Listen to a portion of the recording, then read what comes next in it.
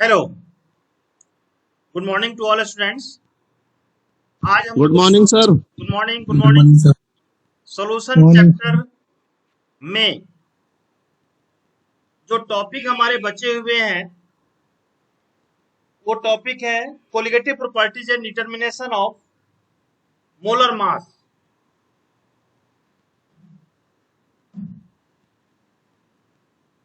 Colligative properties and determination of molar mass. इसमें सबसे पहले हम लोग आते हैं relative lowering of vapour sir pressure. आपकी स्क्रीन ऑफ है। Relative lowering of vapour pressure, इसमें मैंने introduction relative lowering of vapour pressure का हमने दे दिया था। अब स्क्रीन शेयर हो रही है बेटा? Yes sir. Yes sir. Okay, तो हमारी टॉपिक आज की है relative lowering of vapour pressure.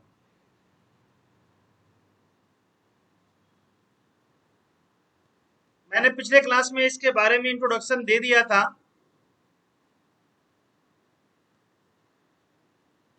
मैं एक बार और उसे हल्का समझा करके आगे टॉपिक को बढ़ाता हूं। Actually relative lowering of vapour pressure it is equal to mole fraction of solute equal to mole fraction of solute. आपको बताया था मैंने, सॉल्यूट का मतलब X2 XB, सॉल्यूट X2 या XB लिखेंगे। Relative lowering of vapour pressure जो हमारा डेल्टा P1 होता है, यानी P01 minus P1 upon P01 is equal to X2 mole fraction of solute. Relative lowering of vapour pressure equal to mole fraction of solute. आपको मालूम है P01 क्या है? Vapour pressure of pure component, जहां naught आ गया that is pure component. P1 क्या है? Vapour pressure of solution. और X2 क्या है? मोल फ्रैक्शन ऑफ सॉल्यूट, जिसके इन सभी के बारे में मैं आपको पहले भी समझा रखा हूं, दोबारा मैं लिख रहा हूं, मोल फ्रैक्शन ऑफ सॉल्यूट, राइट। अब यहां पे देखिए X2 कैसे निकालेंगे? मोल फ्रैक्शन ऑफ सॉल्यूट कैसे निकालेंगे? इसका मतलब N2 upon N1 plus N2, ऐसे ही निकालेंगे ना। Number of moles of each component to the total number of moles of all component. कल क्वेश्चन में पूछे थे, आप लोगों ने जवाब भी दिया था। यहाँ देखो बेटा, N1 क्या है? सॉल्वेंट है। N2 क्या है? सॉल्यूट है। तो हम फॉर डाइल्यूशन का मतलब ये हो गया कि इसमें सॉल्वेंट बढ़ा दिए, पानी बढ़ा दिए, तो सॉल्यूट क्या हो जाएगा? नेग्लिजिबल हो जाएगा। यानी फॉर डाइल्यूशन में N1 ज्यादा हो गया N2, इसका मतलब N2 very less than N1। इसका मतलब हमारा जो मैक्सिमम क्वांटिटी हो गया हमारा N1 और N2 नेग्लिजिबल हो गया। तो हम यहाँ पर लिख सकते हैं N2 upon N1 only. X2 equal to N2 upon N1 लिख सकते हैं, N2। अब N2 कैसे निकालते हैं?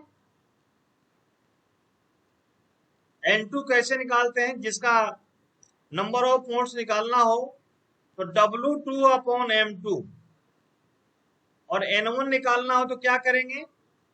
W1 upon M1। जो 1 पहला कंपोनेंट है तो वो ऊपर W1 given mass upon molar mass, given mass of solvent upon molar mass of solvent, यानी कंपोनेंट 1 का। अब यही वैल्यू इसमें पुट करना है, वही हम लोगों का फाइनल डेरिवेशन हो जाएगा। x2 की जगह पे हमने n2 अपॉन n1 लिख दिया, ये वाली लिख दिया। अब इसके जगह पे ये वैल्यू पुट करेंगे तो ये क्या हो जाएगा, n2 का मतलब हो गया W2 अपॉन M2 और n1 हो गया W1 अपॉन M1। अब इसको सीधा करो तो क्या हो जाएगा, P01 P1 upon P01 is equal to W2 upon M2। ये ऊपर जाएगा तो क्या हो जाएगा, M1 और ये हो गया W1। ये फाइनल फॉर्मूला हुआ relative lowering of vapour pressure का, और इसे न्यूमेरिकल भी हम लोगों को प्रैक्टिस करना है। तो देखो डेरिवेशन तो नहीं आता है, बट ये फॉर्मूले से रिलेटेड क्वेश्चन आता है, न्यूमेरिकल आता है। तो हम लोग इस न्यूमेरिकल को समझने की कोशिश करेंगे, एक दो न्यूमेरिकल करेंगे, इजीली समझ में आ जाएगा। Right, any doubt Yes, sir. Anyone? Sir आपको अटेंडेंस भेज दीजिए। हाँ अटेंडेंस बेटा भेज दीजिए आप। भेज दिया सर। ओके वेरी गुड बेटा, गुड। हाँ ठीक है, मैंने देख लिया अटेंडेंस, वेरी गुड। देखिए तो इसमें क्या है, हम लोगों ने क्या क्या देखा, P01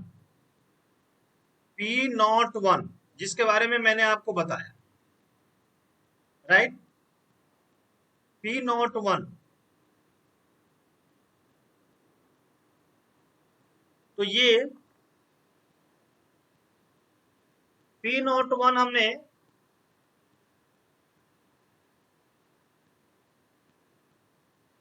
P01 का मतलब क्या हुआ, vapour Vapor pressure of pressure pure और compound. Pure component. Yes very good, right. P1 का मतलब अभी बताया मैंने क्या, vapour pressure of solution. X2 का मतलब क्या बताया, मोल fraction of solute, mole fraction of solute.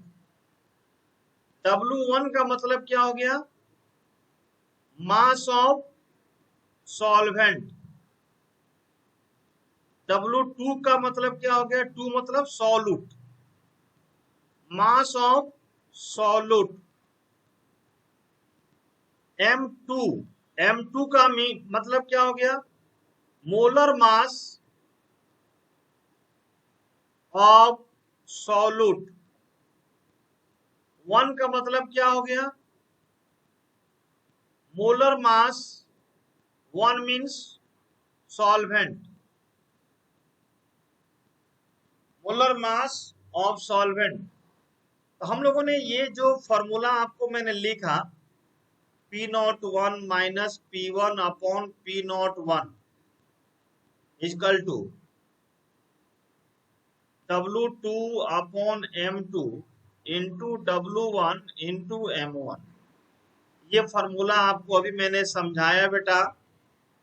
तो इस फॉर्मूले का एक एक टर्म का, एक एक सिंबॉलिक का, उस सिंबल जो रिप्रेजेंट किया गया है, W2 क्या है, M1 क्या है, M2 क्या है, W1 क्या है, P01 क्या है, P1 क्या है, इन सब के बारे में मैंने यहाँ पर आपको बता दिया, जो क्वेश्चन करने में कोई दिक्कत ना हो।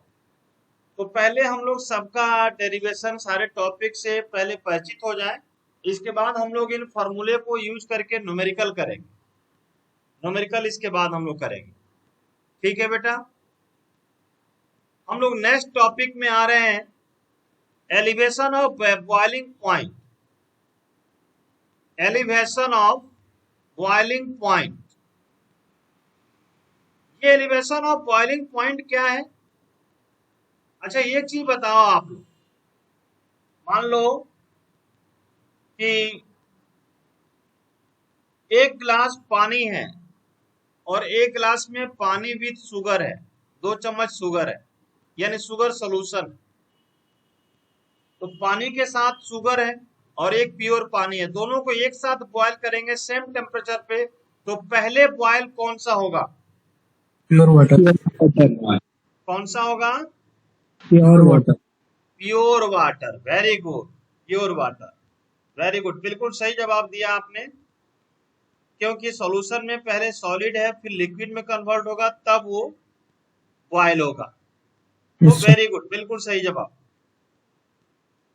एलिवेशन ऑफ बॉइलिंग पॉइंट में मैं यहाँ पे एक पॉइंट लिख दूं, the vapour pressure of a liquid, the vapour pressure of a liquid increases with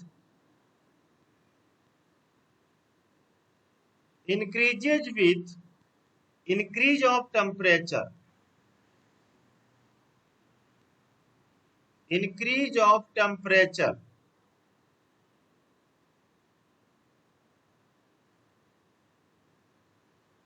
the vapor pressure of a liquid increases with increase of temperature। Elevation of boiling point को कैसे represent करते हैं? Delta TB, represented by delta TB, delta TB से represent करते हैं। तो मैंने आपसे ये क्वेश्चन पूछा कि डेल्टा टीबी कैसे हम निकालते हैं एलिवेशन ऑफ बॉइलिंग पॉइंट। यहां पर ध्यान दीजिए, एक छोटा सा ग्राफ के फॉर्म में आपको हम समझा रहे हैं, इसको समझने की कोशिश कीजिए। ये दो लाइन हैं, ये प्रेशर है,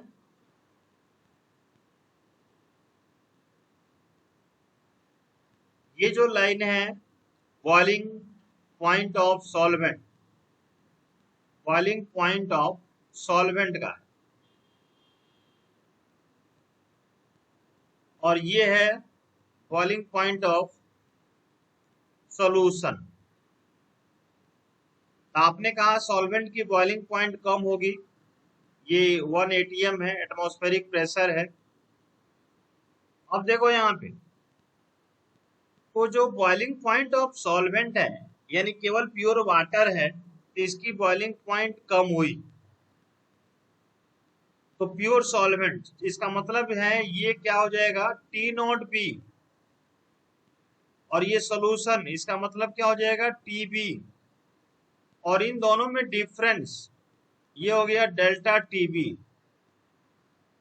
तो हम लोगों ने यहाँ पर delta TB, elevation of boiling point, इसमें बॉयल करते हैं सॉल्यूशन को और सॉल्वेंट को एक साथ, शुगर विथ वाटर और प्योर वाटर, दोनों को बॉयल करेंगे। तो आपने कहा कि प्योर वाटर की बॉइलिंग पॉइंट कम होगी, क्योंकि शुगर में सॉलिड है, सॉलिड को लिक्विड में कन्वर्ट होना है, फिर बॉयल होगा, तो ये टाइम लगेगा।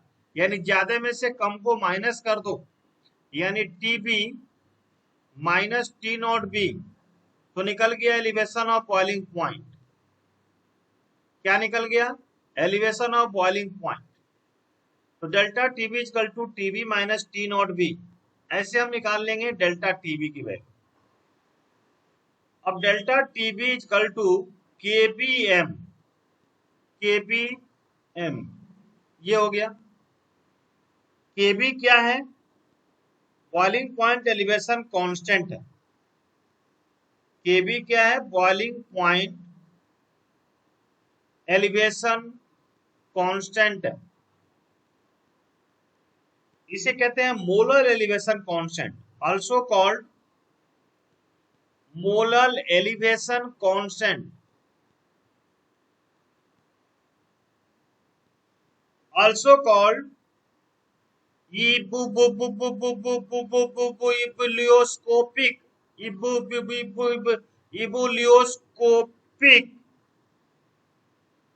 कांस्टेंट, कांस्टेंट, इबुलियोस्कोपिक कांस्टेंट कहते हैं केबी को। तो delta TB equal to KB M. अब यहां पर ध्यान दीजिए, हमने आपको बताया delta TB equal to KBM. KB क्या है इसके बारे में बता दिया कि केबी हमारा मोलर एलिवेशन कांस्टेंट है, एलिवेशन बॉइलिंग पॉइंट कांस्टेंट है, इबुलियोस्कोपिक कांस्टेंट है केबी। एक चीज बताइए, मोलालिटी जब आप पढ़े थे तो मोलालिटी का क्या फार्मूला था? W2 into 1000 upon M2 into W1। आपको याद होगा जब मोलालिटी पढ़ाए थे तो यही चीज पढ़ाए थे, फार्मूला। Yes, sir. इस फार्मूले से डायरेक्ट न्यूमेरिकल इजीली कर सकते हैं। यही वैल्यू इसमें डायरेक्ट पुट कर दीजिए तो आपका फार्मूला मिल जाएगा finally elevation of boiling point का। Delta TB equal to KB into W2 into 1000 upon M2 into W1, M2 into W1। ये फार्मूला आपका हो गया, राइट? ये फार्मूला हो गया। मान लीजिए कि M2 निकालना हो तो क्रॉस मल्टीप्लिकेशन करके फार्मूला अपना बना लीजिए। तो क्या हो जाएगा? KB into W2 into 1000 upon delta TB into W1। जिसके भी वैल्यू निकालना हो उसकी फार्मूला आप लिख सकते हैं। डेल्टा टीबी क्या है?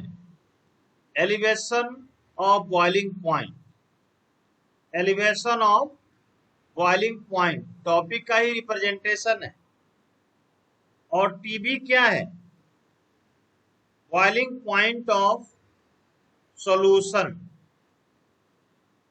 और टी नॉट बी क्या है? टी नॉट बी क्या है? प्योर, यानी boiling point of solvent, pure component solvent. W2 क्या है? अभी बताया मैंने आपको, मास ऑफ सॉल्यूट W2 है। W1 क्या है? Mass of solvent, mass of solvent, ये W1 है। ठीक है। केबी क्या है? कांस्टेंट है। केबी क्या है? Elevation of boiling point constant. ये सबका फुल फॉर्म समझ में आ गया। अब इस फार्मूले पे न्यूमेरिकल भी होगा, राइट? इस फार्मूले में कोई डाउट बेटा किसी को? Any doubt? No, sir. No sir. Direct हम लोग क्वेश्चन करेंगे, फार्मूला और इजीली याद हो जाएगा। नेक्स्ट आते हैं depression of freezing point. Depression of freezing point. Depression of freezing point. Depression of freezing point क्या है? इसे डेल्टा टीएफ से रिप्रेजेंट करते हैं। Delta TF. मान लीजिए आपको सेम सॉल्यूशन और सॉल्वेंट, एक में वाटर विथ शुगर है, शुगर विथ वाटर, एक में प्योर कंपोनेंट है, ओनली पानी वाटर है। अब दोनों को एक साथ आप फ्रिज में रखिएगा तो पहले फ्रोजन कौन सा होगा?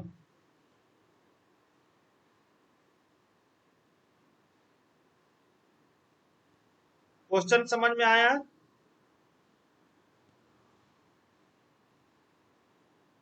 दोनों को फ्रिज में आप रखेंगे, सॉल्यूशन और सॉल्वेंट, तो वाटर होगा। वाटर होगा। वाटर को सॉलिड में बदलना है और सॉल्यूशन में तो पहले से सॉलिड है। Solid होगा पहले, solution मतलब। सॉल्यूशन होगा, हाँ बेटा, पहले सॉल्यूशन होगा क्योंकि उसमें सॉलिड है शुगर, और दूसरे वाले में ओनली वाटर है। तो सॉलिड को सॉलिड में बदलने में टाइम कम लगेगा। ठीक है। सॉलिड को सॉलिड में बदलने में कम टाइम लगेगा। ये लिक्विड हो गया, लिक्विड का मतलब ये प्योर सॉल्वेंट हो गया, सॉल्वेंट, ठीक है। और ये आपका सॉल्यूशन हो गया, सॉल्यूशन हो गया। तो सॉल्वेंट में ज्यादा टाइम लगेगा, सॉल्यूशन में कम टाइम लगेगा। तो ये हमारा लिक्विड सॉल्वेंट हो गया, ठीक है। और ये सॉल्यूशन हो गया, ये boiling freezing point of solution हो गया। ये जो सॉल्वेंट हुआ इसका मतलब क्या हुआ, इसको टी नॉट एफ से रिप्रेजेंट करेंगे, इसको टी एफ से रिप्रेजेंट करेंगे, और दोनों के डिफरेंस को ज्यादा में से कम को माइनस कर दो तो वही डिप्रेशन ऑफ फ्रीजिंग पॉइंट है। तो इसमें प्योर कंपोनेंट इसकी फ्रीजिंग पॉइंट ज्यादा होगी। ये वेपर प्रेशर है और ये टेम्परेचर है केल्विन, ठीक है। तो ये हमारा टी नॉट एफ, इसकी क्या होगी, इसकी वैल्यू ज्यादा होगी और सॉल्यूशन की वैल्यू कम होगी। तो ज्यादा में से कम को माइनस करेंगे, इसका मतलब क्या हो गया, delta T F is equal to T naught F minus T F, ये डिप्रेशन ऑफ फ्रीजिंग पॉइंट है। अब टी नॉट एफ क्या है, टी नॉट एफ मैंने आपको बताया freezing point of pure solvent, freezing point of solvent, pure solvent. जैसे उसमें टी नॉट बी था तो इसमें टी नॉट एफ है, और टी एफ क्या है, फ्रीजिंग पॉइंट ऑफ सॉल्यूशन। उसमें टी ऑफ बी था बॉइलिंग पॉइंट ऑफ सॉल्यूशन, इसमें टी एफ है फ्रीजिंग पॉइंट ऑफ सॉल्यूशन, ठीक है। तो इसमें भी delta T F is directly proportional to molality, delta T F directly proportional to molality. जैसे आप पिछले वाले में पढ़े थे, यहाँ पे delta TB is equal to KBM, sorry यहाँ पे एक पॉइंट आपको होगा, डेल्टा टीबी इजकल टू नहीं, डायरेक्टली प्रोपोर्शनल, यहाँ पे मैं लिख दे रहा हूं, डेल्टा टीबी डायरेक्टली प्रोपोर्शनल, यानी elevation of boiling point directly proportional to molality, ये नहीं लिखा था, डायरेक्टली प्रोपोर्शनल टू मोलालिटी। यहाँ देखिए, ध्यान दीजिए, elevation of boiling point directly proportional to molality, proportional को हटाने के लिए केबी कांस्टेंट होता है, केबीएम, राइट। अब इस केबी के बारे में हमने आपको बताया है, ये कांस्टेंट है, मोलर एलिवेशन कांस्टेंट है। सेम आपको उसमें चाहिए, यहाँ पर delta T F directly proportional to molality. Molality directly proportional को हटाने के लिए क्या करेंगे, delta T F is equal to K F M, K F M, right. इस तरह से के एफ क्या है, freezing point depression constant. K F का मतलब हो गया फ्रीजिंग पॉइंट डिप्रेशन कांस्टेंट, यानी depression of freezing point constant भी लिख सकते हैं, राइट। इसको मोलर डिप्रेशन कांस्टेंट भी कहेंगे, मोलर डिप्रेशन कांस्टेंट के नाम से भी जाना जाता है। Cryoscopic constant, also called cryoscopic constant, also called cryoscopic constant। तो केएफ के बारे में आपको मैंने इंफॉर्मेशन दिया। फ्रीजिंग पॉइंट डिप्रेशन कांस्टेंट बोल सकते हैं, molar depression constant, cryoscopic constant that is KF. अब यहां देखिए, इस तरह से जैसे आपने एलिवेशन ऑफ बॉइलिंग पॉइंट में मैंने आपको बताया था delta TF directly proportional to molality, अभी अभी मैंने लिखा, जैसे वहां भी मोलालिटी का फॉर्मूला हमने यूज किया, यहां भी करेंगे। मोलालिटी का फॉर्मूला क्या होता है? W2 into 1000 upon M2 into W1, ये फॉर्मूला होता है मोलालिटी का। ये फॉर्मूला इसमें यूज किए, यानी डेल्टा टीएफ, ये जो delta TF is equal to KF M, KF के बारे में हमने पिछले पेज में बताया है।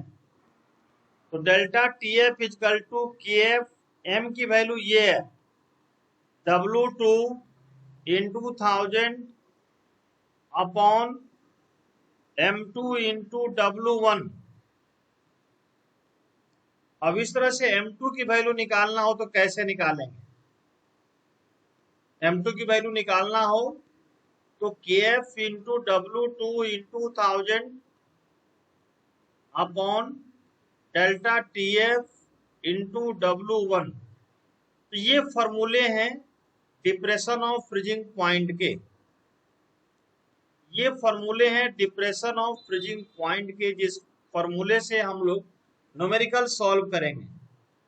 अभी कुछ ही देर के बाद हम लोग न्यूमेरिकल में आएंगे, पहले टॉपिक कंप्लीट कर लें। तो ये हुआ डिप्रेशन ऑफ फ्रीजिंग पॉइंट का डेरिवेशन, और जिस ये फाइनल फॉर्मूले से हम लोग न्यूमेरिकल करेंगे, ठीक है। तो फॉर्मूला हम लोग को याद रहना चाहिए, और क्वेश्चन में कैसे फॉर्मूले का यूज करना है उसे भी आपको समझाया जाएगा, प्रैक्टिस आपको कराया जाएगा, ठीक है। अब यहाँ पर ध्यान दीजिए, मैं ज्यादा नहीं, एक दो क्वेश्चन की मैं बात करूंगा, वो क्वेश्चन करके दिखाना होगा। एक क्वेश्चन है यहाँ पर देखिए, उसे सॉल्व करना होगा आपको। क्वेश्चन है 1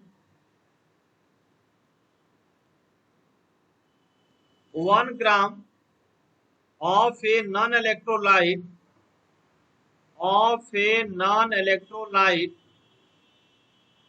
1 gram of a non-electrolyte solute dissolved in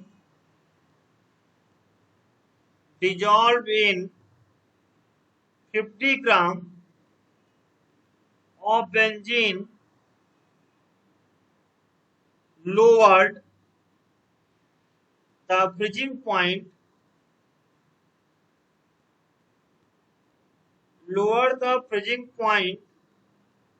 of benzene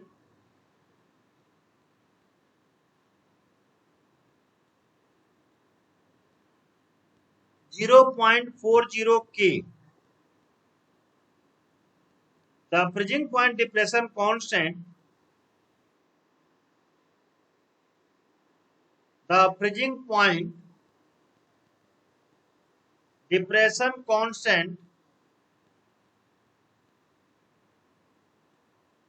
depression constant of benzene is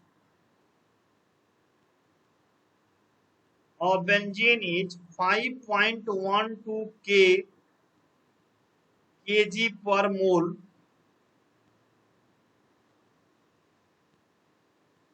Find the molar mass of the solute. Find the molar mass of the solute. ये क्वेश्चन है आपके सामने, इस question को solve करना है, molar mass निकालना है, इसका मतलब M2 निकालना है, M2। देखो, lower the freezing point of benzene 1 ग्राम, तो हमारा फॉर्मूला क्या है? पहले उस फॉर्मूले को समझते हैं कि delta T F is equal to K F into W2 into 1000, यही है, अपॉन M2 इंटू W1। आपको निकालना क्या है? M2 निकालना है। तो M2 का फॉर्मूला क्या हो जाएगा? KF into W2 into 1000 upon delta TF is equal to W1, ये हो जाएगा फॉर्मूला। इस फॉर्मूले पे वैल्यू पुट करना है। तो KF की वैल्यू गिवन है, ये देखिए, कांस्टेंट डिप्रेशन कांस्टेंट लिखा हुआ है ना, ऑफ बेंजीन इज कांस्टेंट, यानी ये हो गया KF 5.12 इंटू W2, ये 1 ग्राम W2, आपको KF 5.12 W2 1 ग्राम, ठीक है। और आपको डेल्टा TF दिया हुआ है 0.40, डेल्टा TF है 0.40। सर 256 ग्राम आ रहा है क्या? हाँ, गुड, वेरी गुड बेटा, वेरी गुड। किसने बताया, नाम बताइए? Swati. Very good, Swati Tiwari. Yes sir. Very good बेटा, बहुत सही जवाब। अभी मैंने बोला और अभी कटा के आंसर दे दिया, वेरी गुड। तो KF 5.12, W2 हो गया 1.0 इंटू 1000 अपॉन 0.40 इंटू 50। अभी अभी स्वाति जी ने आंसर दिया आपको। स्वाति जी का आंसर बिल्कुल करेक्ट है, 256 ग्राम पर मोल। वेरी गुड बेटा, बहुत अच्छा आंसर दिया आपने, गुड। तो इस तरह से क्वेश्चन आपको प्रैक्टिस जितना ज्यादा करेंगे उतनी बेटर रहेगी। एक क्वेश्चन और करेंगे, फिर हम अगले टॉपिक में आएंगे, osmosis and osmotic. Next question, ये तो डिप्रेशन ऑफ फ्रीजिंग पॉइंट का है। अब हम कर लेते हैं एलिवेशन ऑफ बॉइलिंग पॉइंट, उसका एक क्वेश्चन करते हैं। The boiling point of benzene, the boiling point of benzene is 353.23 K when 1.80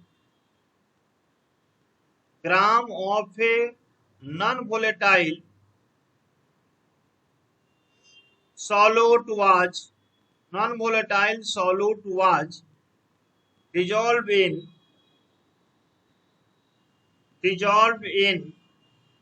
90 gram of benzene, dissolved in 90 gram of benzene, dissolved in 90 gram of benzene, 90 gram of benzene. The boiling point is raised to, the boiling point is raised to 350 और बढ़ रही है 350 और 0.11 K. Calculate the molar mass of the solute. Calculate the molar mass of the solute, और Kb given है, Kb for benzene is 2.53 kg per mole. Very simple question. आपको ये value है, ये वैल्यू है। आपको elevation of boiling point delta TB पहले निकालना होगा, डेल्टा टीबी। तो 354 माइनस करेंगे 350। हाँ गुड, वेरी गुड बेटा। 354.11 माइनस क्या करेंगे, ये वैल्यू करेंगे, 353.23 करेंगे, तो क्या आ जाएगी, 0.88 के आ जाएगी। आपको डेल्टा टी भी मिल गया।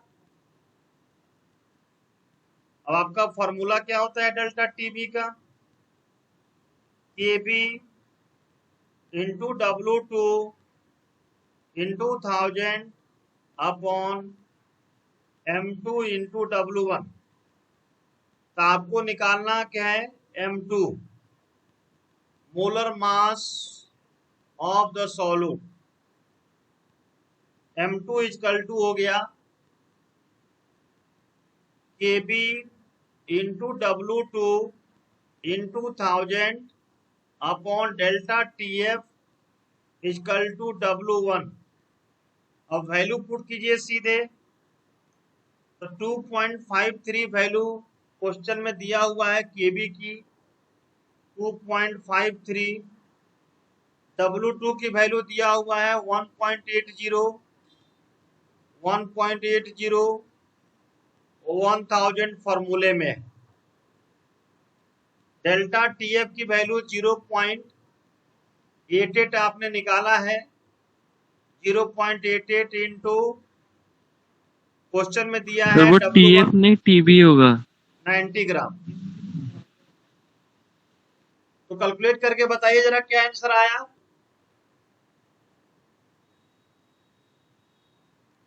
किसी का कैलकुलेशन हुआ? 58 ग्राम मोल। हाँ स्वाति जी, वेरी गुड। स्वाति तिवारी 58 ग्राम पर मोल, वेरी गुड, बिल्कुल सही आंसर दिया आपने, गुड। तो हम लोग आज ये टॉपिक कोलिगेटिव प्रॉपर्टीज टॉपिक चल रहे हैं। अब इसमें ओस्मोसिस एंड ओस्मोटिक प्रेशर, अगले क्लास में ओस्मोसिस एंड ओस्मोटिक प्रेशर करेंगे, और इसी के साथ reverse osmosis water purification, right, abnormal molar mass chapter. इसके बाद एक क्लास, अगले क्लास में ये चैप्टर समाप्त हो जाएगा, नेक्स्ट क्लास में चैप्टर समाप्त हो जाएगा। और क्वेश्चन आप सभी करने की कोशिश कीजिए। अगले क्लास में कुछ और क्वेश्चन हम लेकर आएंगे आप लोगों के सामने, ठीक है सर हाँ बोलिए। 57.5 हो सकता है इसका आंसर? कितना? 57.5। 57.5 अप्रोक्स में 58 ही होगा। यही है। 250 कितना बताइए? Yes sir, यही है। हाँ अप्रोक्स में लिख सकती हो, आ जाएगा, कोई दिक्कत नहीं है।